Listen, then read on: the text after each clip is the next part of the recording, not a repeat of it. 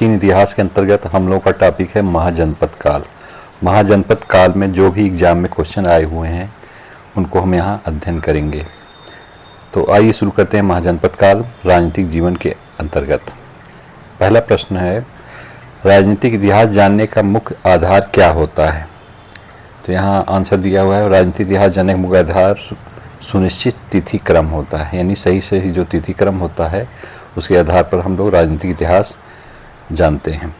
अगला है, भारत के राजनीतिक इतिहास का प्रारंभ कब से माना जा सकता है? तो भारत के राजनीतिक इतिहास का आरंभ ईसा पूर्व 7वीं सदी के मध्य से माना जा सकता है। अगला, किस बौद्ध ग्रंथ में उत्तर भारत के 16 बड़े राज्यों का उल्लेख किया गया है, जिन्हें 16 महाजनपद कहा गया है? तो अगुत्तर निकाय नामक बौद्ध ग्रंथ में 16 बड़े राज्यों का उल्लेख किया गया है। अगला पॉइंट है, किस जैन ग्रंथ में 16 महाजनपदों का उल्लेख किया गया है? यहाँ किसके बारे में पूछा है? जैन ग्रंथ के बारे में, जिसमें 16 महाजनपदों का उल्लेख हो। तो जैन ग्रंथ है भगवती सूत्र।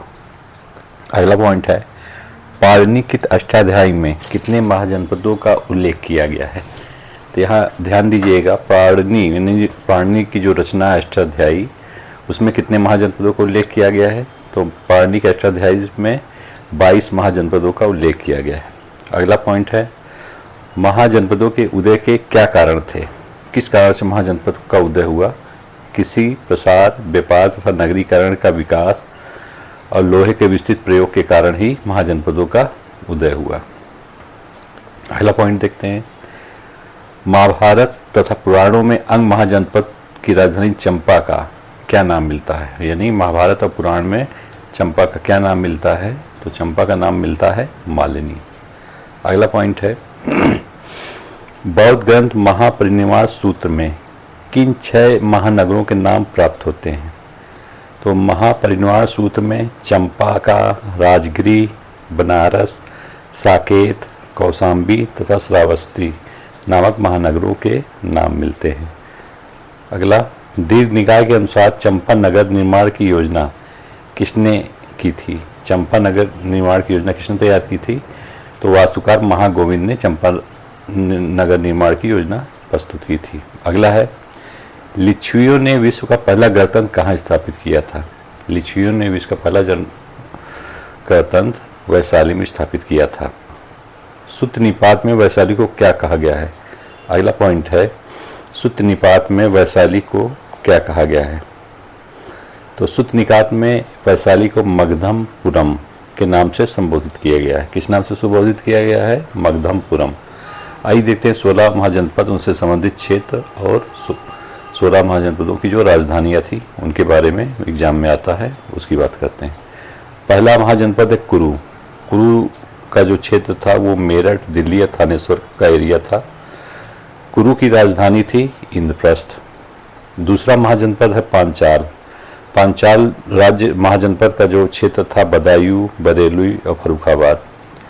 पांचाल की राजधानी थी अक्षत्र तथा उत्तरी पंचाल। अगला महाजनपद है सूरसेन। सूरसेन किस क्षेत्र में पड़ता था? तो ये मथुरा के आसपास का क्षेत्र सूरसेन कहलाता था। सूरसेन की राजधानी थी मथुरा। अगला महाजनपद का नाम है वत्स। वत्स महाजनपद का क्षेत्र कहाँ तक विस्तारित था? तो प्रयागराज में इलाहाबाद, बांदा, फतेहपुर का क्षेत्र जो वत्स के अंतर्गत आता था। वत्स की राजधानी थी कौशाम्बी। अगला महाजनपद है कौशल। कौशल का एरिया किस क्षेत्र में आता था? अवध क्षेत्र कौशल का एरिया कहलाता था। कौशल की राजधानी थी साकेत। उत्तरी भाग की राजधानी श्रावस्ती और दक्षिणी भाग की राजधानी क्या थी?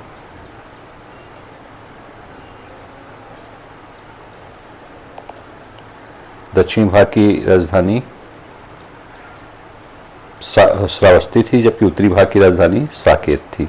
अगला पॉइंट देखते हैं, अगला महाजनपद का नाम है मल्ल। मल्ल महाजनपद। मल्ल महाजनपद का एरिया कौन था? जनपद देवरिया का जो एरिया था वो मल्ल महाजनपद कहलाता था। मल्ल की राजधानी क्या थी? पावा यानी पडरौना, और दूसरी राजधानी थी कुशीनगर यानी कस्या। काशी। अगला महाजनपद है काशी। काशी का एरिया कौन सा था? तो वाराणसी के एरिया काशी कहलाता था। काशी की राजधानी वाराणसी ही थी। अगला महाजनपद का नाम है अंग। भागलपुर तथा मुंगेर जो बिहार में है, भागलपुर तथा मुंगेर ये एरिया अंग के अंतर्गत आता था। अंग की राजधानी थी चंपा, चंपा जिसको मालिनी भी कहा जाता है। अगले महाजनपद का नाम है मगध। मगध ये दक्षिण बिहार में पटना गया जनपद के पास का एरिया था। मगध की राजधानी राजगिरी अथवा गिरिव्रज थी। अगला महाजनपद का नाम है वज्जी। वज्जी का एरिया मुजफ्फरपुर तथा दरभंगा था। वज्जी की राजधानी मिथिला, वैशाली व जनकपुर थी। मिथिला, वैशाली व जनकपुर ये वज्जी की राजधानी के अंतर्गत आता था। चेदी या चेती गणतंत्र ये था जो है आधुनिक बुंदेलखंड। चेती की राजधानी थी सोतीवती। मत्स्य, अगला महाजनपद है मत्स्य। मत्स्य की राजधानी थी विराटनगर और एरिया कौन सा था मत्स्य का? जयपुर था। अगला महाजनपद था अस्मक। अस्मक का एरिया था गोदावरी घाटी यानी आंध्र प्रदेश में। अस्मक की राजधानी पोटन या पोटिल थी। अगले महाजनपद का नाम है अवंती। अवंती का जो क्षेत्र था पश्चिमी तथा मध्य मालवा क्षेत्र पड़ता था अवंती के अंतर्गत। अवंती की राजधानी जो उत्तरी भाग की राजधानी थी उज्जैनी थी और दक्षिणी भाग की राजधानी महिष्मती थी।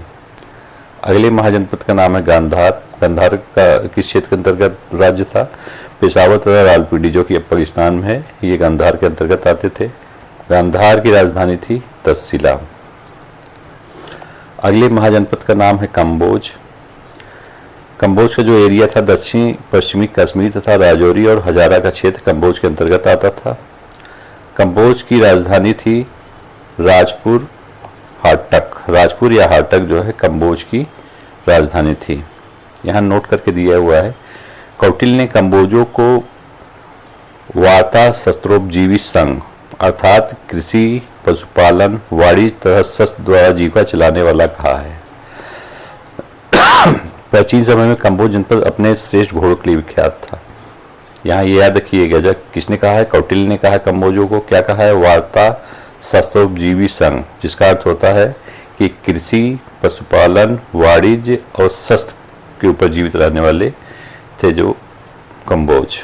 और कंबोज जो है श्रेष्ठ घोड़ों के लिए विख्यात थे। अगला पॉइंट है 16 महाजनपदों में से 8 वर्तमान उत्तर प्रदेश में स्थित थे। ये महाजनपद हैं।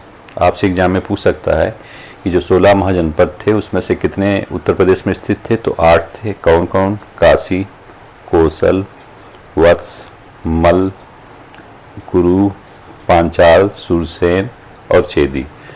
ये 8 महाजनपद उत्तर प्रदेश में स्थित थे। अगला पॉइंट देखते हैं। यहाँ दिया हुआ है बुद्ध के समकालीन महाजनपद के शासक। बुद्ध के समकालीन जो महाजनपद के शासक थे उनके बारे में यहाँ दिया हुआ है, एग्जाम में आया हुआ है। तो देखते हैं। अवंती का राजा बुद्ध का समकालीन जो था वो था प्रद्योत। वत्स का राजा उदयन था जो कि बुद्ध के समकालीन था। कौशल का राजा प्रसेनजीत था बुद्ध का समकालीन। और मगध का राजा अजातशत्रु बुद्ध का समकालीन था। अगला पॉइंट है 6वीं शताब्दी ईसा पूर्व के उत्तरार्ध तक उत्तर भारत की राजनीति के 4 शक्तिशाली राज्य कौन से थे? यानी 6वीं शताब्दी के उत्तरार्ध में जो उत्तर भारत की राजनीति में जो शक्तिशाली राज्य थे कौन कौन थे? तो कौशल था, वत्स था, अवंती था और मगध। यहाँ हम लोग देखते हैं कौशल राज्य के बारे में। कौशल राज्य का भौगोलिक विस्तार कहाँ तक था? तो अवध क्षेत्र यानी फैजाबाद मंडल में कौशल राज्य का भौगोलिक विस्तार था। कौशल राज्य की राजधानी क्या थी? तो कौशल के उत्तरी भाग की राजधानी साकेत जबकि दक्षिणी भाग की राजधानी श्रावस्ती थी। कौशल राज्य का प्रतापी राजा कौन था? कौशल राज्य का प्रतापी राजा था प्रसेनजीत। कौशल राज्य का चरमोत्कर्ष किसके शासनकाल में हुआ? किस राजा के शासनकाल में चरमोत्कर्ष हुआ था? तो प्रसेनजीत के काल में कौशल का चरमोत्कर्ष का काल था। अगला राज्य है वत्स राज्य। वत्स राज्य का भौगोलिक विस्तार कहाँ तक था? तो वत्स राज्य इलाहाबाद तथा बादर तक का एरिया आता था वत्स के अंतर्गत। वत्स राज्य की राजधानी कहाँ थी? तो वत्स की राजधानी कौशाम्बी थी। वत्स राज्य का सर्वप्रमुख राजा कौन था? तो वत्स का सर्वप्रमुख राजा उदयन था। अगला राज्य देखते हैं अवंती। अवंती राज्य का भौगोलिक विस्तार कहाँ तक था? तो अवंती राज्य का भौगोलिक विस्तार पश्चिमी तथा मध्य मालवा क्षेत्र में था।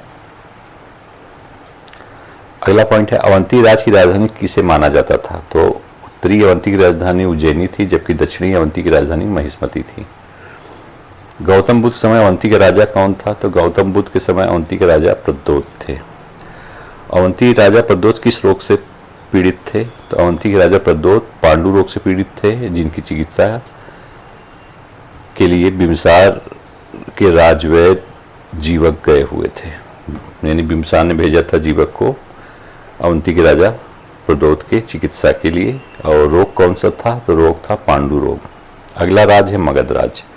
मगध साम्राज्य का भौगोलिक विस्तार कहाँ तक था? तो मगध साम्राज्य का भौगोलिक विस्तार दक्षिण बिहार यानी पटना व गया जनपद के अंतर्गत था। मगध साम्राज्य की राजधानी राजगीर अथवा गिरिव्रज थी। मगध का एक साम्राज्यवादी शक्ति में उदय के प्रमुख कारण क्या थे? मगध जो है किस कारण से बहुत अधिक उदय हुआ साम्राज्यवादी शक्ति के रूप में? तो मगध 5 पहाड़ियों से घिरी हुई सामरिक महत्व की स्थिति थी उसकी। एक समृद्ध उर्वरक क्षेत्र की स्थिति थी। अच्छा संचार था वहाँ। शासकों द्वारा अपनाई गई आक्रामक साम्राज्य विस्तार नीति के कारण उसका विस्तार हो पाया। अगला पॉइंट देखते हैं। पुराणों के अनुसार मगध पर शासन करने वाला पहला राजवंश कौन था? जो पुराण है उनके अनुसार मगध पर शासन करने वाला पहला राजवंश विदत वंश था। विदत वंश के किस राजा ने राजगिरी को अपनी राजधानी बनाया था? तो विदत वंश के जरासंध ने। किसने? जरासंध ने गिरिव्रज को अपनी राजधानी बनाया था। बुद्धकालीन भारत के गणराज्य, ये क्वेश्चन पूछ सकता है कि इनमें से कौन सा बुद्धकालीन गणराज्य था या नहीं था, तो इनके नाम याद करना जरूरी है। कपिलवस्तु के शाक्य थे, इसमें सुमसुमार पर्वत के भग्ग थे, अलकप के बुली थे, केशपुत के कलाम थे, रामग्राम के कोली थे, कुशीनारा के मल्ल थे, पावा के मल थे, पिपलीवन के मोरी थे, वैशाली के लिच्छवी थे, मिथिला के विदेह थे। ये टोटल जो इनकी संख्या कितनी थी? 10। अगला पॉइंट है हर्यक वंश के विषय में। 544 ईसा पूर्व से लेकर 412 ईस्वी पूर्व तक का हर्यक वंश का शासनकाल था। मगध साम्राज्य का वास्तविक संस्थापक किसे माना जाता है? अगर ये एग्जाम में जाए, मगध साम्राज्य का वास्तविक संस्थापक किसे माना जाता है? तो बिंबिसार को माना जाता है। अगला पॉइंट है राजा बिंबिसार किस वंश से संबंधित थे? राजा बिंबिसार हर्यक वंश से संबंधित थे। अगला पॉइंट है राजा बिंबिसार का शासनकाल कब से कब माना जाता है? तो राजा बिंबिसार का शासनकाल 544 से 492 ईसा पूर्व तक माना जाता है। जैन साहित्य में बिंबिसार को क्या कहा गया है? तो जैन साहित्य में बिंबिसार को श्रेणिक कहा गया है। श्रेणिक कहा गया है। अगला है बिंबिसार ने किस अंग राजा को पराजित कर उसके राज को मगध साम्राज्य में मिला लिया था? तो बिंबिसार ने अंग के राजा ब्रह्मदत्त को पराजित कर उसको मगध साम्राज्य में मिला लिया था। यानी अंग को मगध साम्राज्य में किसने मिलाया? तो बिंबिसार ने मिलाया था। अगला पॉइंट है अजातशत्रु को किस एक अन्य नाम से जाना जाता है? तो अजातशत्रु के एक अन्य नाम था कुड़िक। अगला पॉइंट प्रथम बौद्ध संगीति हर्यक वंश के किस शासक के शासनकाल में हुई थी? प्रथम बौद्ध संगीति हर्यक वंश के अजातशत्रु के शासनकाल में हुई थी। अगला पॉइंट है सर्वप्रथम किसने पाटलिपुत्र को अंता शक्ति को पहचाना, जो कालांतर में मगध की राजधानी के रूप में विकसित हुआ था? तो सर्वप्रथम पाटलिपुत्र की अंतर शक्ति के रूप में पहचाना किसने? अजातशत्रु ने पहचाना था। किसने पहचाना? तो अजातशत्रु ने पहचाना था। अगला है अजातशत्रु पश्चात मगध साम्राज्य का शासक कौन हुआ? अजातशत्रु के बाद मगध का शासक उदयन हुआ था। उदयन या उदयभद्र का शासनकाल लगभग कब से कब माना जाता? तो 460 ईस्वी से 444 ईसा पूर्व तक उदयन का शासनकाल माना जाता है। अजातशत्रु की हत्या किसने की थी? अजातशत्रु की हत्या उदयन द्वारा की गई थी। हर्यक वंश का वह कौन सा शासक था जो पितुहंता कहलाया? तो हर्यक वंश का उदयन या उदयभट्ट को पितुहंता कहा जाता है। ये भी याद रखिए कि हर्यक वंश को पितुहंता वंश कहा जाता है क्योंकि इसमें जो भी राजा थे उनके पुत्रों द्वारा हत्या करके गद्दियाँ प्राप्त की गई थी। अगला पॉइंट है गंगा और सोन नदियों के संगम पर पाटलिपुत्र नामक नगर की स्थापना किसके द्वारा की गई? तो पाटलिपुत्र नगर बसाया था उदयन ने। हर्यक शासक उदयन किस मत का अनुयायी था? तो उदयन था जैन धर्म का पंथ अनुयायी था। हर्यक वंश का अंतिम राजा था कौन? नागदशक। पुराणों में नागदशक को क्या कहा गया है? पुराणों में नागदशक को दर्शक कहा गया है। अगला पॉइंट देखते हैं। अगला वंश है शिशुनाग वंश। अगले वंश की यहाँ बात की गई है। तो अगला वंश कौन सा है? शिशुनाग वंश। शिशुनाग वंश का कार्यकाल है लगभग 412 से 344 ईसा पूर्व। हर्यक वंश के पतन के उपरांत मगध साम्राज्य में किस नवीन राजवंश की स्थापना हुई? तो हर्यक वंश के बाद मगध साम्राज्य शिशुनाग वंश का उदय हुआ था। शिशुनाग का शासन कब से कब तक रहा? तो शिशुनाग का शासनकाल 412 से 394 ईसा पूर्व तक था। गिरिवंश के अतिरिक्त वैशाली नगर को किसने अपनी दूसरी राजधानी बनाया था? तो वैशाली नगर को अपनी दूसरी राजधानी शिशुनाग ने बनाया था। शिशुनाग पश्चात शिशुनाग वंश का शासक हुआ कौन? कालाशोक।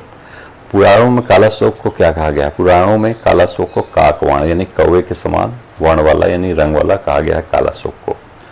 बौद्ध धर्म की द्वितीय संगीत का आयोजन किसके शासनकाल में हुआ? बौद्ध धर्म की द्वितीय संगीत का आयोजन कालाशोक के शासनकाल में होता है। कालाशोक का शासनकाल कब से कब माना जाता है? लगभग 366 ईसा पूर्व तक कालाशोक का शासनकाल रहा। शिशुनाग वंश का अंतिम शासक कौन था? तो शिशुनाग वंश का अंतिम शासक नंदी वर्धन अथवा महानंदिन को था। शिशुनाग वंश के उत्तराधिकारियों का शासनकाल कब तक रहा है? तो शिशुनाग वंश के उत्तराधिकारियों का शासनकाल लगभग 344 ईसा पूर्व तक रहा है। अब बात करते हैं नंद वंश की। नंद वंश का जो पीरियड है 344 से लेकर 323-24 ईसा पूर्व तक है।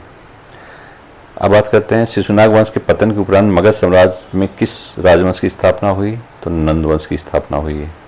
नंद वंश की स्थापना किसने की थी? महापद्म नंद द्वारा नंद वंश की स्थापना की गई थी। महापद्म नंद को किस एक अन्य नाम से जाना जाता है? तो महापद्म नंद को उग्रसेन के नाम से भी जाना जाता है। नंद वंश का अंतिम राजा कौन था? नंद वंश का अंतिम राजा था घनानंद। अगला पॉइंट है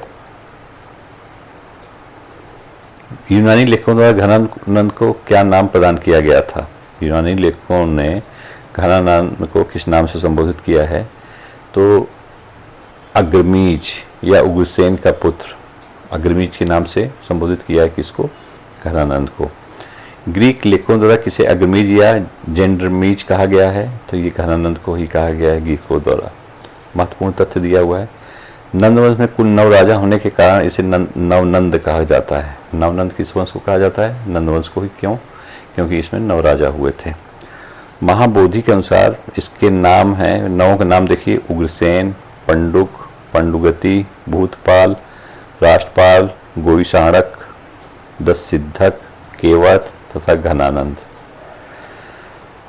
यहाँ बौद्ध साहित्य के अनुसार बिम्बिसार के से नंदों तक के राजाओं का शासनकाल दिया हुआ है। तो पहला वंश है हर्यक वंश 544 से 412 ईस्वी। बिम्बिसार अजातशत्रु 544-492 ईस्वी। उदयन या उदयभट्ट का उत्तराधिकारी 492 से 460 और 460 से 412 ईस्वी पूर्व तक रहे थे। शिशुनाग वंश का काल है 412 से 344। इसमें शिशुनाग, कालाशोक और कालाशोक के 10 पुत्र रहे हैं 412 से लेकर 344 तक। इसमें नंद वंश का दिया हुआ 344 से 321 ईस्वी पूर्व तक। इसमें महापद्म नंद तथा उसके 8 पुत्रों ने शासन किया। अब यहाँ देखते हैं पुराणों के अनुसार बिम्बिसार के नंदों तक राजाओं का शासनकाल। पुराण के अनुसार बिम्बिसार से लेकर नंदों तक के राजाओं का शासनकाल। शिशुनाग का शासनकाल पुराणों में 40 वर्ष बताया गया है। काकवाण का शासनकाल पुराणों में 26 वर्ष बताया गया है।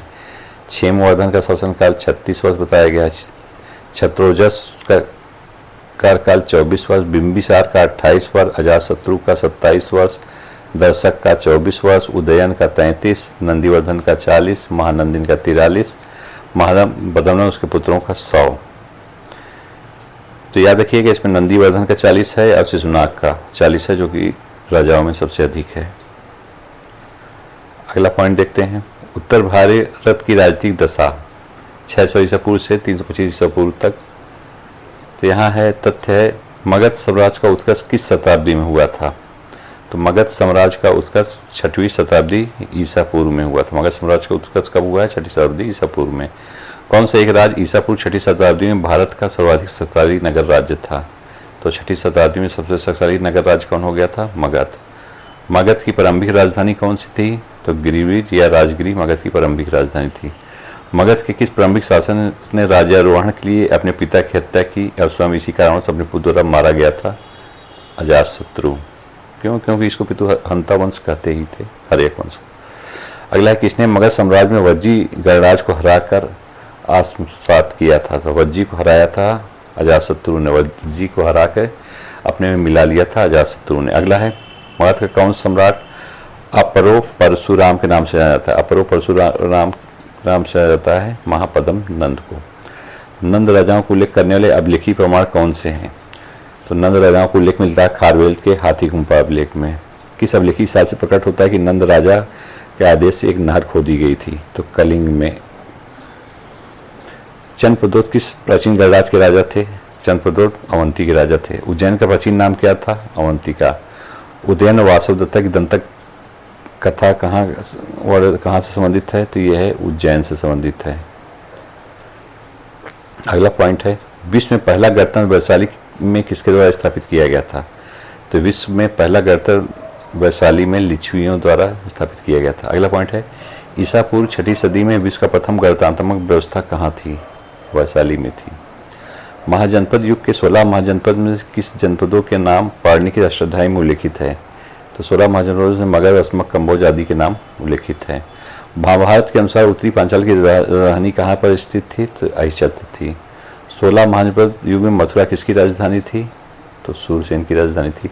चंपा किस महाजनपद की राजधानी थी? अंग की राजधानी थी।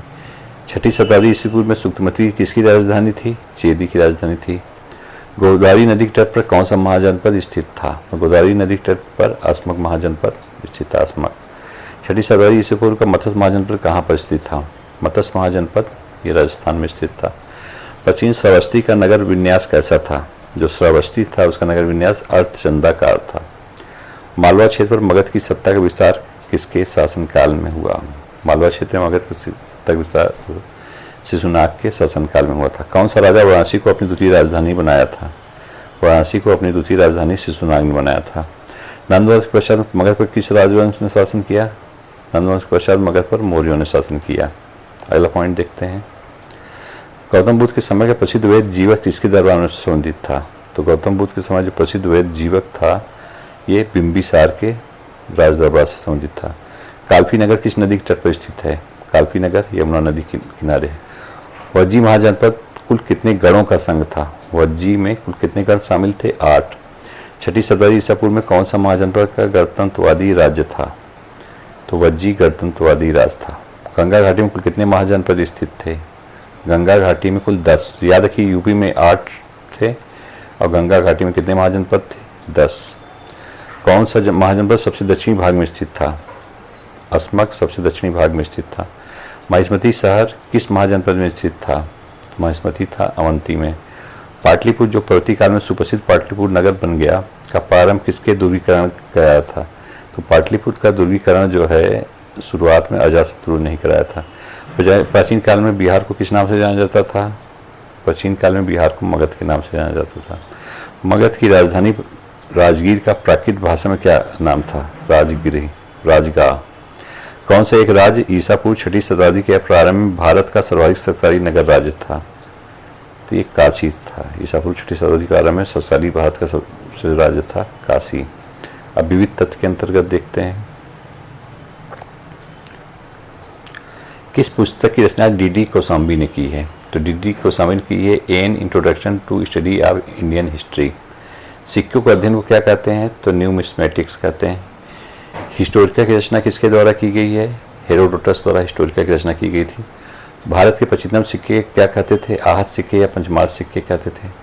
प्राचीनतम आहत या पंचमार सिक्के किससे बने होते थे? तो ये चांदी के बने होते थे। अगला है, पंचमार सिक्कों के चिन्हों की विशद व्याख्या किसने की है? जो पंचमार सिक्के थे उसके चिन्हों की विशद व्याख्या रेपसन ने की। किसने की है? रेपसन ने की है। पारमारथ चीन में 20 वर्षों से अधिक रहे और वहाँ उन्होंने 70 बौद्ध ग्रंथों को चीनी भाषा में अनुवाद किया। और ये कहाँ के निवासी थे? परमारथ? परमारथ उज्जैन के निवासी थे। पूर्व भाग पर दिए गए राजा के नाम के अनुरूप देवता का पृष्ठ भाग पर अंकन कहाँ के सिक्कों पर लक्षण था? पांचाल के। हस्तिनापुर के बाढ़ में बह जाने के बाद पांडवों ने अपनी राजधानी कहाँ बनाई थी? हस्तिनापुर के बाढ़ में बह जाने के बाद पांडवों ने अपनी राजधानी कौशाम्बी को बनाया था। किस प्राचीन नगर के अवशेष कुम्हार स्थल से प्राप्त हुए हैं? कुम्हार स्थल से प्राप्त हुए हैं पाटलिपुत्र के अवशेष। प्राचीन नगर तक्षशिला किन नदियों के बीच स्थित था? तक्षशिला सिंधु तथा झेलम नदी के बीच स्थित था। राजगीर के राजकीय चिकित्सक जीवक को किस गणिका के पुत्र के रूप में जाना जाता है? तो जो चिकित्सक जीवक था ये सालवती नामक गणिका का पुत्र था। मालवा क्षेत्र पर मगध की सत्ता का विस्तार किसके शासनकाल में हुआ? मालवा पर विस्तार किया था शिशुनाग ने। प्राचीन काल में अवध को किस नाम से जाना जाता था? प्राचीन काल में अवध को कौशल के नाम से जाना जाता था। अगला पॉइंट है, मगध पर शासन करने वाले शासकों का कालानुक्रम क्या है? वेदस, बिंबिसार, शिशुनाग, बिंदुसार। अब यहाँ दिया हुआ है विदेशी आक्रमण, यूनानी आक्रमण या हखामनी आक्रमण। छठी शताब्दी ईसा पूर्व मध्य ईरान में हखामनी साम्राज्य की स्थापना किसने की थी? तो हखामनी की स्थापना छठी शताब्दी ईसा पूर्व के मध्य जो है कुरूस अथवा साइरस द्वितीय 558-529 ईसा पूर्व ने की थी। भारत के किसी प्रदेश पर अधिकार करने वाला पहला पारसी शासक कौन था? तो ये था दारा प्रथम अर्थात डेरियस प्रथम। हखामनी शासक डेरियस प्रथम का शासनकाल 522 से 486 ईसा पूर्व तक था। अगला पॉइंट है,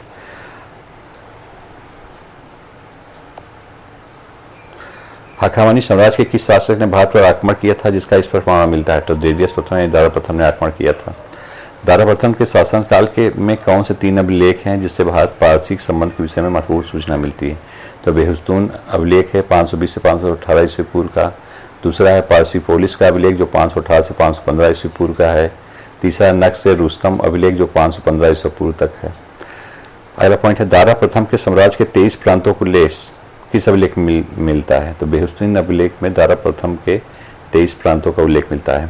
अगला पॉइंट है, किस इतिहासकार के विवरण से ज्ञात होता है कि भारत दारा प्रथम के साम्राज्य का 20वां प्रांत था? भारत 20वें नंबर का प्रांत था दारा प्रथम का, ये मिलता है हेरोडोटस के विवरण से।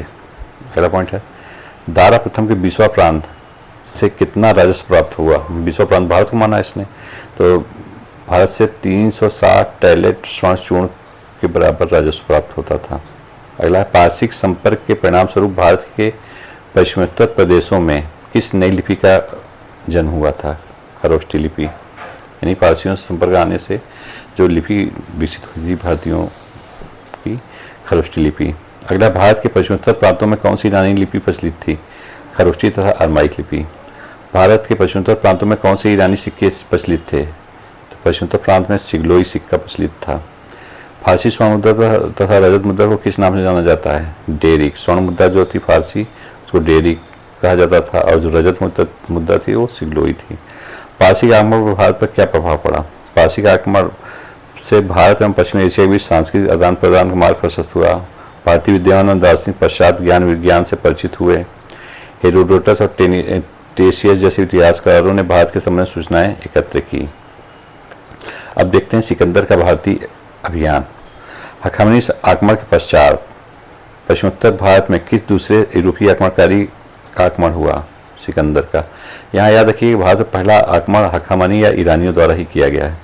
सिकंदर कहाँ का निवासी था? ये मैसेडोनिया का।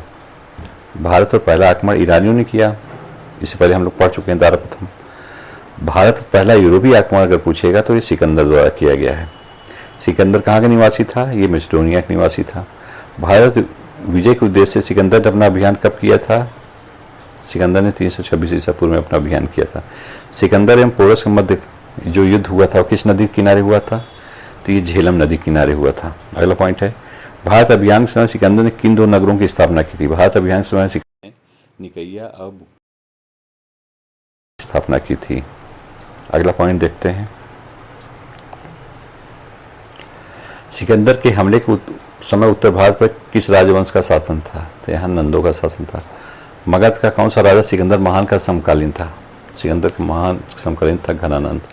युद्धभूमि में बड़ी संख्या में सैनिकों को मारे जाने अथवा आहत हो जाने के बाद किस भारतीय गण अथवा राज की स्त्रियों ने सिकंदर के विरुद्ध शस्त्र धारण किया था? मत्सक या अश्वक राज्य के लोगों ने की महिलाओं ने सिकंदर के विरुद्ध शस्त्र धारण किया था। अगला है, भारत में सिकंदर की सफलता के क्या कारण थे? उस समय भारत में कोई केंद्रीय सत्ता नहीं थी, उसकी सिकंदर की फौज बेहतर थी, उसे देशद्रोही शासकों से सहायता मिली। अगला पॉइंट है, भारत अभियान से सिकंदर के साथ कौन सी यूनानी विद्वान आए थे? तो सिकंदर के साथ नियाकस आया था, आने से किट्स आया था, अरिस्टोबुलस आया था। अगला पॉइंट है, मध्य एशिया के दक्षिणी भाग में कौन सा राज्य चतुर्थ शती ईस्वी में भारतीय सभ्यता का प्रमुख केंद्र था?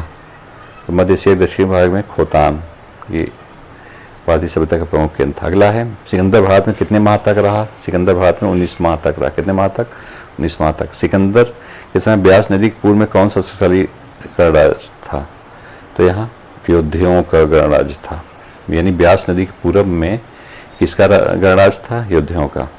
यहाँ है सिकंदर के आक्रमण का भारत पर प्रभाव। भारत और पश्चिमी देशों के व्यापारिक संबंध और दृढ़ हुए। पश्चिमोत्तर भारत में अनेक यूनानी उपनिवेश स्थापित हो गए। सही है। भारत और यूनान के घनिष्ठ संबंध से आवागमन के लिए समुद्री स्थलीय मार्ग खुले। भौगोलिक ज्ञान में वृद्धि हो गई। यूनानी मुद्राओं के अनुकरण भारत ने भी उल्लूक शैली के सिक्के ढाले गए। भारतीय मुद्रा निर्माण कला का विकास हुआ। कला और ज्योतिष क्षेत्र में भारतीयों ने यूनानियों को बहुत कुछ सीखा। गांधार और यूनानी कला शैली का विकास हुआ। दर्शन और गणित के क्षेत्र में विकास हुआ। यूनानी शासन पद्धति में भारतीय शासन पद्धति प्रभावित हुई। स्काई लेक जैसे यूनानी भारत की यात्रा पर आए। स्काई लेक ने भारत में पश्चिमी देशों तक एक समुद्री मार्ग की खोज की। भारत के पश्चिमी प्रांतों में खरोष्टी नामक नई लिपि का जन्म हुआ। ईरानी सिक्के सिगलोई पश्चिमोत्तर प्रांत में प्रचलित हुए।